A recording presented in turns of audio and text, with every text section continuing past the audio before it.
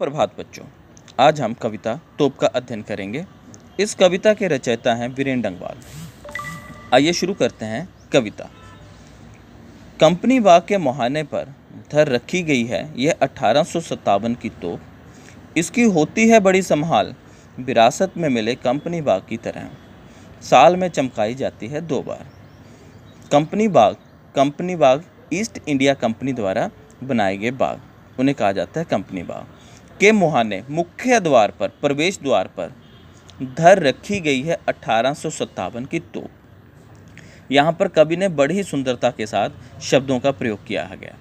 अब धर शब्द का प्रयोग उन्होंने रखना के लिए भी किया है और धरोहर के लिए भी किया है और संचय के लिए भी किया है कि धरोहर के रूप में रखी गई है यह 1857 की तोप। 1857 जब भारतीय स्वतंत्रता सेनानियों द्वारा पहला स्वतंत्रता संग्राम आरंभ किया गया था, पहली आज़ादी की लड़ाई शुरू की गई थी।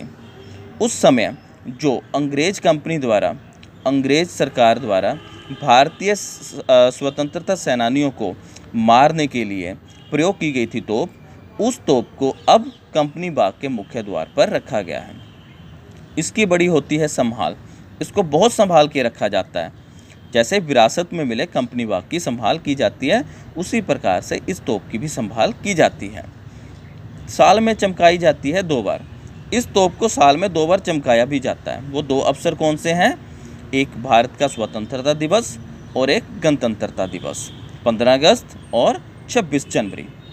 सुबह शाम कंपनी बाग में आते हैं बहुत से सैलानी।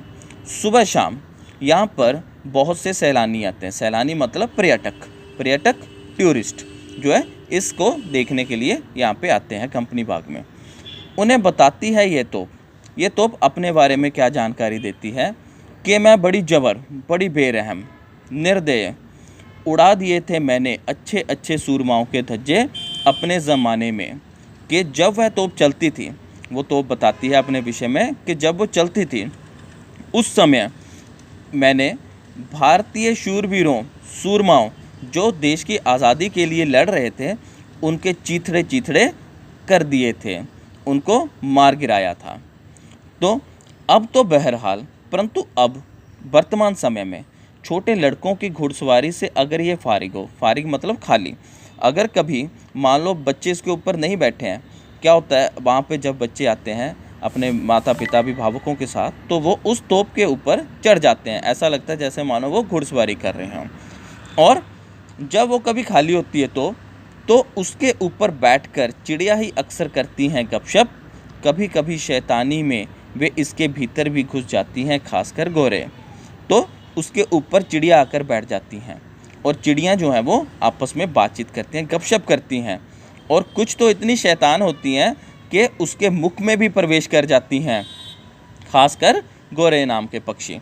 अब यहाँ पे ये भी बताया जा रहा है कि जिस समय तोप चल रही थी उस समय किसी का भी साहस नहीं हो पाता था कि उस तोप के सामने आ पाए, परंतु अब वर्तमान समय में जब उस तोप का मुंह बंद कर दिया गया है, भाव कि वह तोप नहीं चलती है, तो अब इसके ऊपर बच्चे भी आकर बैठते हैं और चिड़िया भी इसके ऊपर आकर बैठकर गपशप करती हैं और यहाँ तक कि वो शैतानी में इसके मुख में प्रवेश भी कर जाती हैं।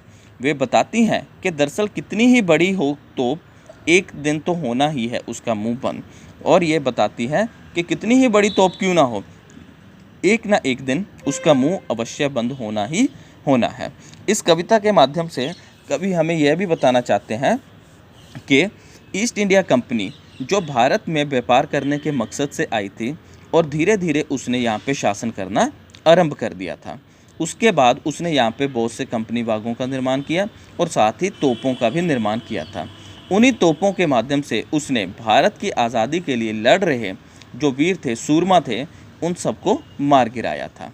परंतु अब वह तोप जब बंद हो गई है तो उसको यहाँ पे रखा गया धरोहर के रूप में कंपनी बाग के मुख्य द्वार पर, जिसे देखकर हमें पता चलता है कि किस प्रकार से ईस्ट इंडिया कंपनी द्वारा हमारे जो लोग थे, हमारे जो वीर सूरमा थे, उनके ऊपर कैसे अत्याचार किए गए थे, कैसे उनको इस तोप की सहायता से मार गिराया गया था।